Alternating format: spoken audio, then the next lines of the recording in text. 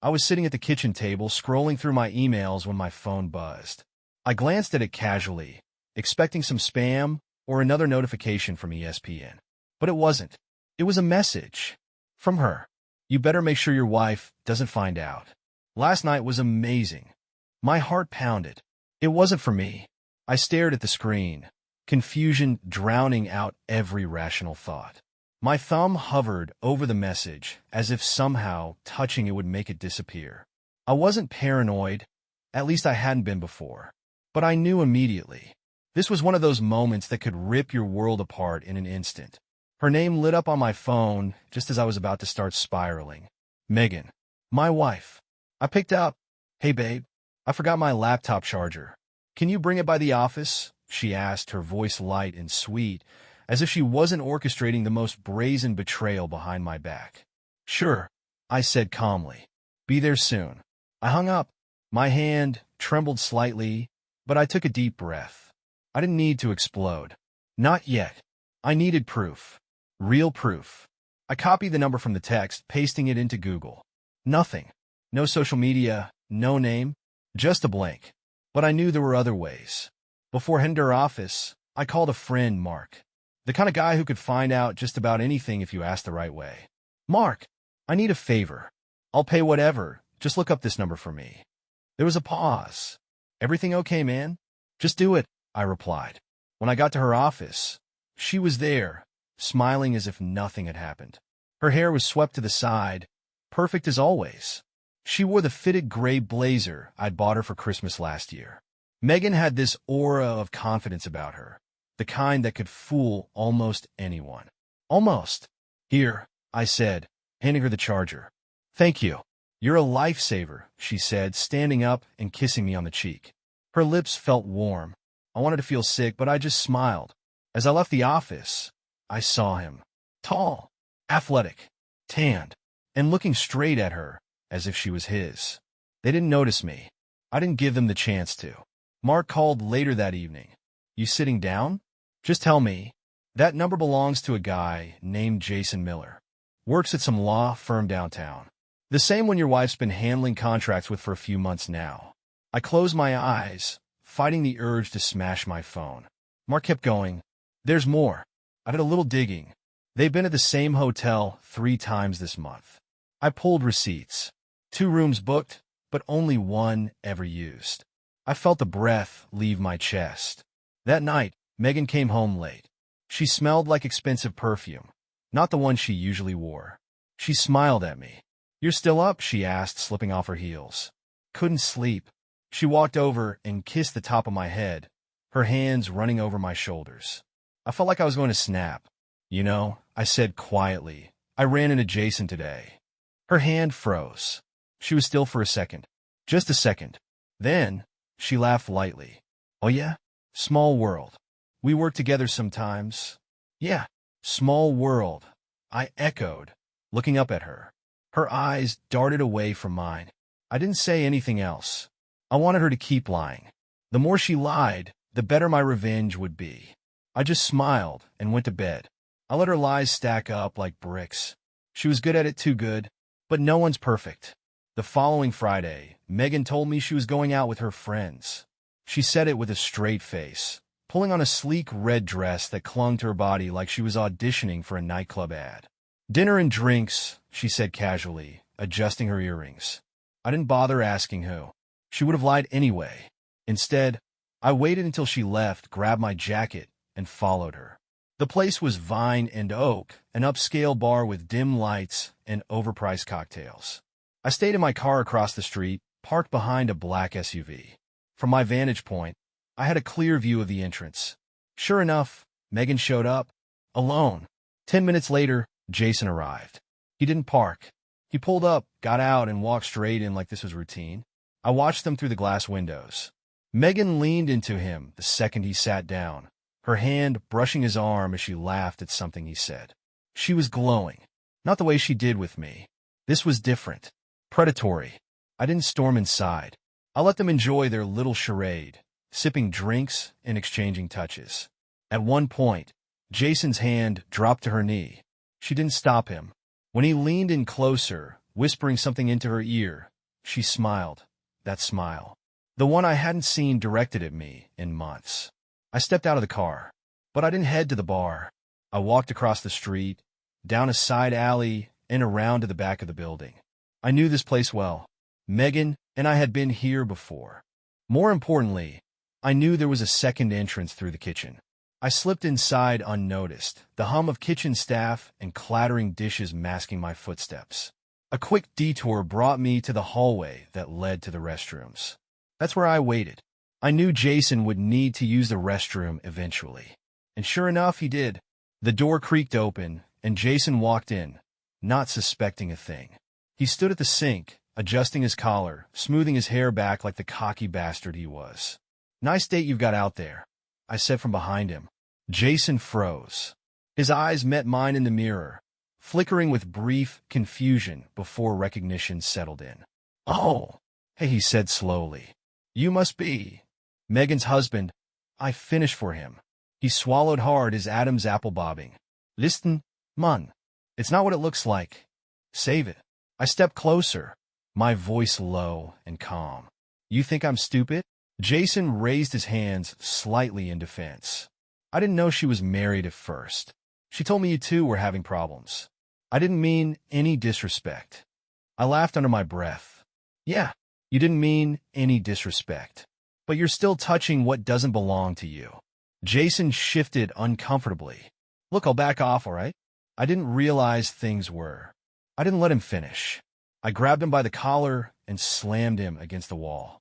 His head hit the tiles with a satisfying thud. "You're going to walk out of here," I said coldly, tightening my grip. "You're going to tell her something came up, and then you're going to disappear. For good." Jason winced. Yeah, I got it. "No problem, man." I let him go, stepping back as he straightened his jacket, muttering curses under his breath. As he walked out, I followed him from a distance. When Megan saw him leaving so abruptly, confusion painted her face. She tried to follow, but he shook his head, pointing toward the exit. She hesitated, then grabbed her purse and stormed out after him. I didn't bother staying to watch what happened next. I already knew how the night would end. When Megan came home later, I was in the living room reading. She walked in quietly, almost too quietly, setting her keys down on the counter.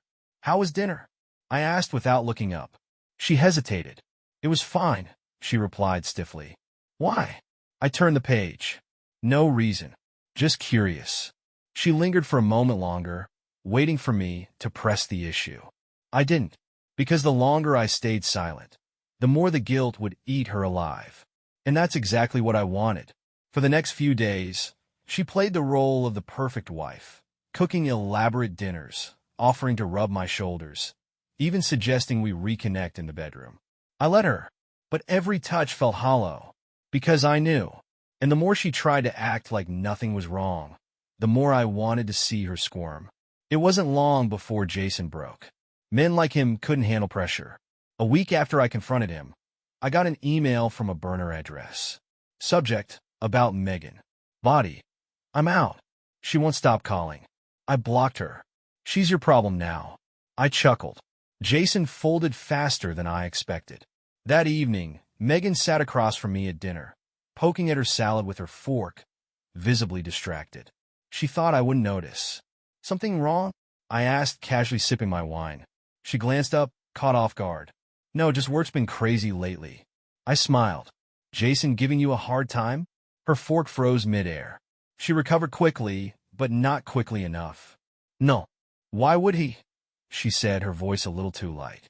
I leaned back in my chair, tapping my fingers against the table. "Just curious. You mentioned working closely with him a while back." She shrugged, her eyes darting to the clock on the wall. "Yeah, not really. I barely see him now." Another lie. I didn't call her out on it. Instead, I reached into my pocket, pulled out my phone, and slid it across the table. Megan's face paled as she read the email. I watched her crumble bit by bit. She set the phone down carefully, her hand trembling slightly. "I don't know what this is supposed to mean," she said, her voice barely above a whisper. I raised an eyebrow. "You sure about that?" Silence. Megan stared at the screen, blinking rapidly. She wasn't crying. Not yet. but I could see the panic setting in. This isn't what it looks like, she stammered. Jason's just being dramatic. We've had disagreements at work. He's overreacting. Disagreements? I repeated, suppressing a laugh. She nodded, grasping at the lie like it was a lifeline. Yeah, it's nothing serious. I pushed my chair back and stood. Megan flinched, as if expecting me to explode. But I didn't. I leaned down, brushing my lips against her ear. You'll have to do better than that, Megan. Then I walked away, leaving her alone with her excuses.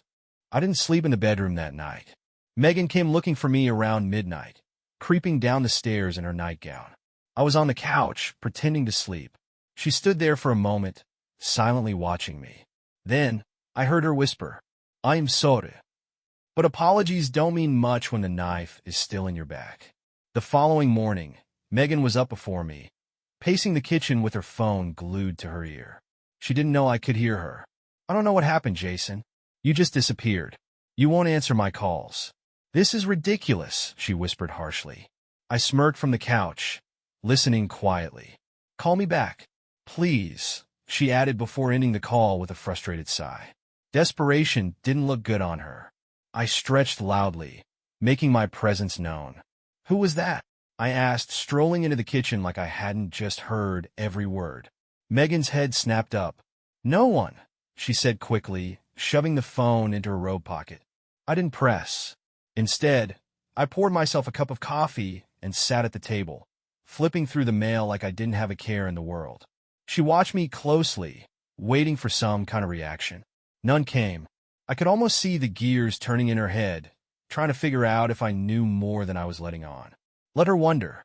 Later that day, I decided to give her another little push. We were sitting in the living room, watching some forgettable crime drama on TV, when I casually said, "You know, Jason's wife called me." Megan's head jerked toward me so fast I thought she might snap her neck. "She what?" "Yeah," I continued, pretending to focus on the screen. "She wanted to talk about a mutual problem."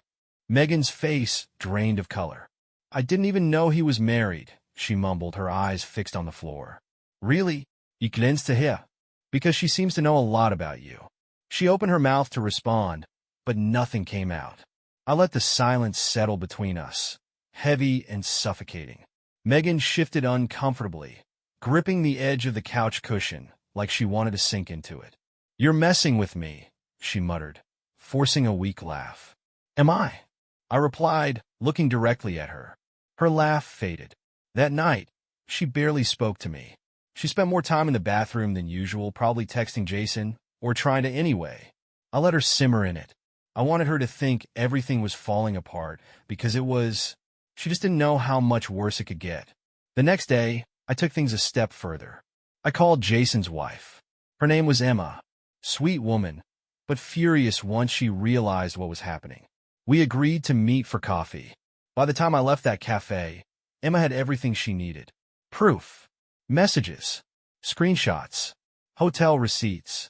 She promised Jason wouldn't know what hit him. Neither would Megan. When I got home, Megan was sitting at the table, nervously sipping wine in the middle of the afternoon. "Long day?" I asked, hanging up my jacket. She glanced at me, her eyes scanning my face for clues.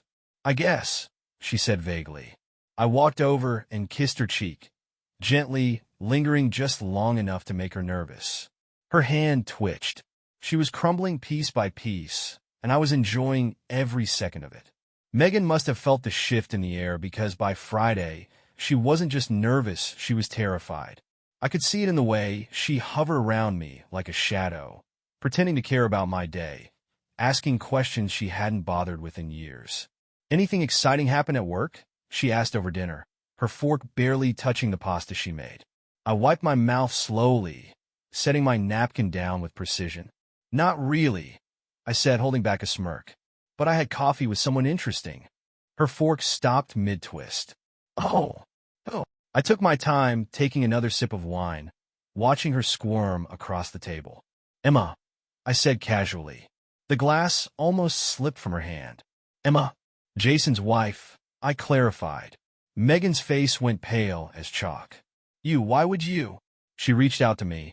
I said, cutting her off with a shrug. Turns out she's been just as curious about you as I have. Megan's eyes flickered to the front door, as if she was contemplating running right then and there. I leaned forward, lowering my voice. Guess what, Megan? She knows everything. Megan dropped her fork onto the plate with a clatter. Her breathing quickened, and for the first time in weeks, she wasn't trying to deny it. She was just panicking.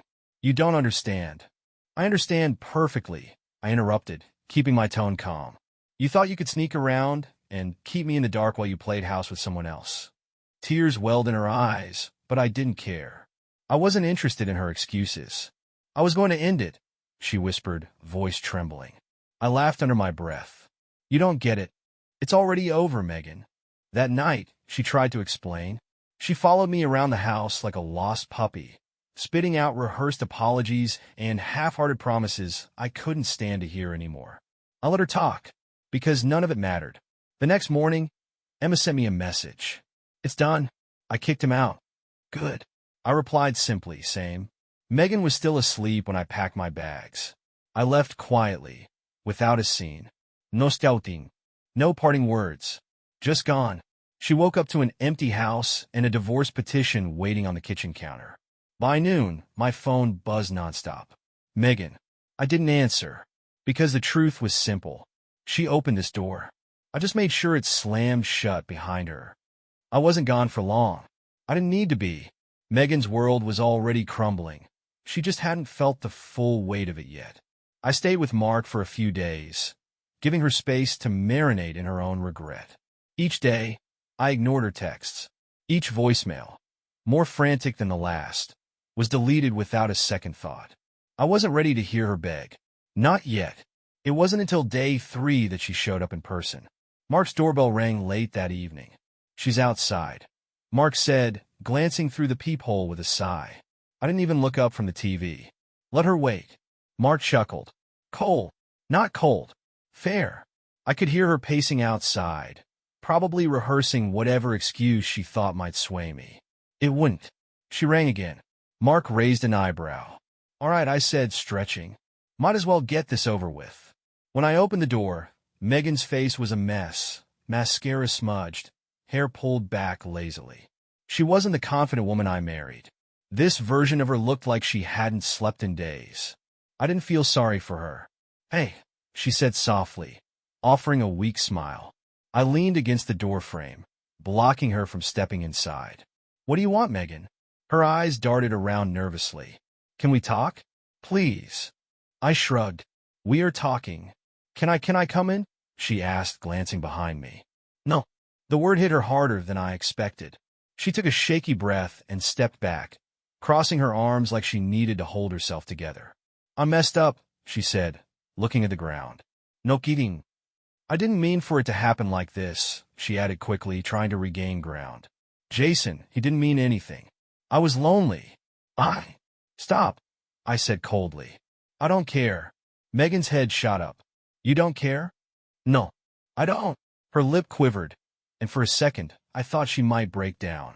But instead, she straightened her back, trying to salvage what little pride she had left. I still love you, she said, her voice barely above a whisper. I smiled. That's cute.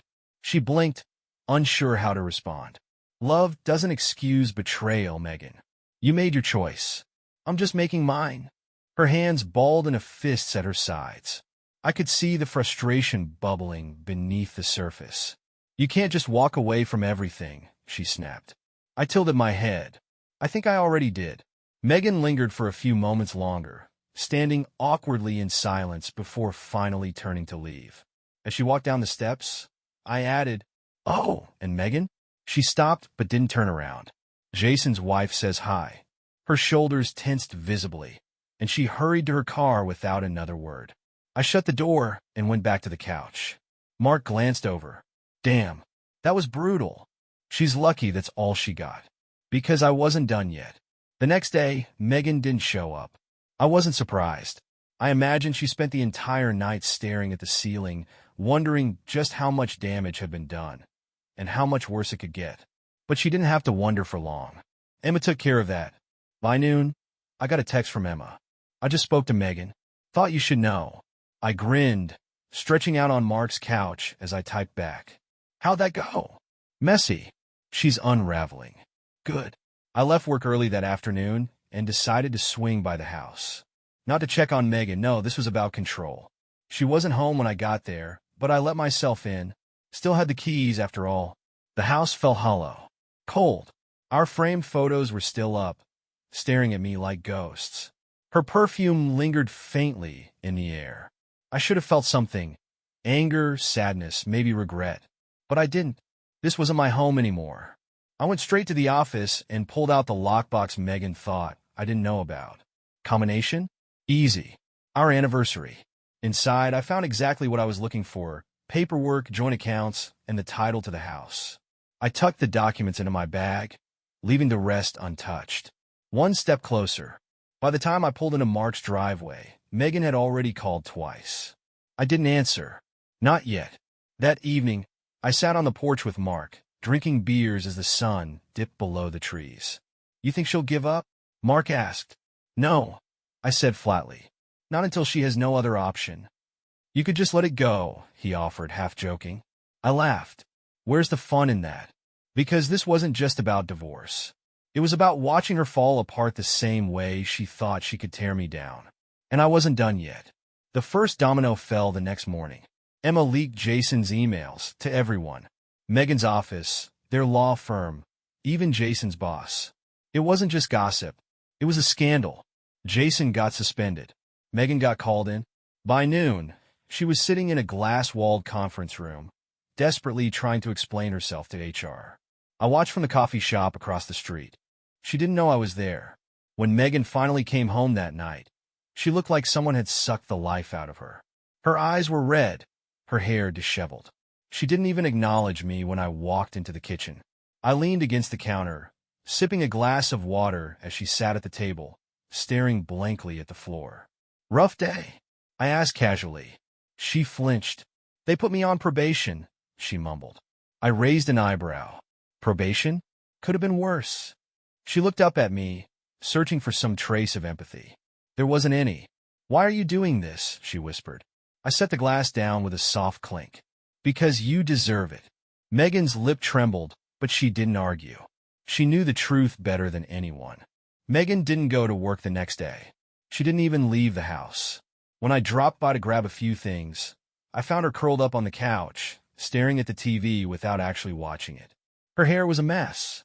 She hadn't bothered with makeup. The Megan I married, polished, confident, proud, was gone. Good morning, I said casually, stepping inside. She barely glanced at me. I walked past her, heading upstairs. I needed to grab some personal files and a few clothes I left behind. Megan didn't say a word, but as I made my way back down, she finally spoke. You win, she said softly. I stopped, one hand resting on the banister. Win what? I asked, even though I knew exactly what she meant. This, she gestured vaguely around the room. The punishment, the humiliation, whatever it is you're doing. I raised an eyebrow. You think this is about winning? She nodded, swallowing hard. It's not, I said, stepping closer to her. This is about making things right. Megan sat up, running her fingers through her hair. I get it, okay? I deserve this. But I'm done fighting you. I crossed my arms, leaning against the wall. You think saying that changes anything? She met my gaze, and for the first time in weeks, I saw something new in her eyes: fear. I'll sign whatever you want, she whispered. Just stop this. Please. I let the silence hang. Megan wasn't just breaking, she was shattering. I could see it in the way her shoulders slumped, the way her eyes darted nervously around the room. She wasn't afraid of losing me. She was afraid of being alone. You should have thought about this before you decided to play house with Jason, I said coldly. Tears welled up in her eyes, but she wiped them away quickly. I was stupid, she muttered. I don't know what I thought. I shook my head. You thought you wouldn't get caught. Her lip quivered, and she looked away. I grabbed my bag and made my way to the door. Megan didn't try to stop me, but just as I reached for the handle, she spoke again. Do you still love me? I froze. My grip tightened around the handle, but I didn't turn around. Instead, I let out a quiet laugh. That's not the question you should be asking, Megan. I opened the door and stepped outside. Before I shut it behind me, I added, "You should be asking if I ever will again." And with that, I left her sitting alone in the house we once shared. 2 days passed before Megan called again. I let it ring. Then it rang again. And again. By the fifth call, I picked up. "What?" I answered flatly. Her voice cracked immediately. "I need to see you." I stayed silent. "Please, can you just come by the house?" she pleaded. "I need to talk to you. It's important." There was something different in her tone this time. Desperation, sure, but something else. Panic. I waited a few seconds before answering. "I'll think about it." I hung up before she could say anything else. That evening, I drove by the house. Megan was waiting in the doorway like she had been there for hours. Her arms were crossed over her chest, but it wasn't confidence. It was defense, as if she was trying to hold herself together. When I stepped out of the car, she rushed toward me. "What's going on, Megan?" I asked coldly. She hesitated, staring at the ground. Then she handed me a notice. I glanced at the paper. Foreclosure. I let out a low whistle. Didn't think things would unravel this fast. Megan's hands trembled. I thought I could make the payments on my own, but I cut her off with a sharp look. "This isn't my problem, Megan." Her eyes snapped up, wide and full of disbelief. "You're seriously just going to let the house go?" she asked, voice rising. I shrugged. We were going to sell it anyway. Looks like that decision got made for us. Tears brimmed in her eyes, and for a moment, she looked like she wanted to scream. Instead, she lowered her head. "I can't fix this by myself," she whispered. "I know," I replied coldly. We stood there in silence for a while. Megan wasn't the woman I married anymore. The affair had stripped her down to something hollow, a shell of the person I used to know. And honestly, I didn't care. "Emma's pushing for full custody," Megan said suddenly, breaking the silence. "You glens to hear." She told me yesterday. "Jason's out of the house. She doesn't want him anywhere near the kids anymore." "Smart woman," I said. Megan bit her lip, struggling to hold back tears. She asked if you'd testify if it went to court," she added quietly. I laughed under my breath. "Oh, I'd be happy to." Megan winced. "Jason's career is over," she said softly, almost to herself. I didn't respond. I just watched her slowly fall apart, piece by piece. Before I left, she asked one final question. "Is this really it?" I looked her dead in the eyes. "Yes." And this time, she knew I meant it. A week passed. Megan didn't call. She didn't text. I thought maybe she finally understood that there was nothing left to say. But then, one evening, I got a message from an unknown number. It was Emma. "It's done. Jason's custody rights revoked. Thought you'd want to know." I smiled. Perfect. That same night, I stopped by the house one last time. Not to see Megan. To end it. I found her in the living room, surrounded by half-packed boxes. She looked up when I stepped inside, clearly startled. "You didn't call first," she said quietly, setting down a framed photo she had been holding. "Didn't think I needed to," I replied. Her eyes flicked to the papers in my hand. "Is that?" "Divorce settlement," I confirmed, placing it on the table in front of her. She stared at the stack for a long time, like it might disappear if she blinked enough. When she finally met my gaze, there were no tears, just exhaustion. "You really hate me that much?" she asked softly. I tilted my head. "Hate you?" I chuckled. "No, Megan, I don't hate you." Her expression softened for just a second. "I'm indifferent." That cut deeper than anything else I could have said. I left her alone with the papers. By the time I pulled out of the driveway, I knew it was over. The woman I married? Gone. The life we built? Destroyed by her own hands. Thank you for listening the story to the end. Write your thoughts about it in the comments, and do not forget to subscribe. See you in the next videos.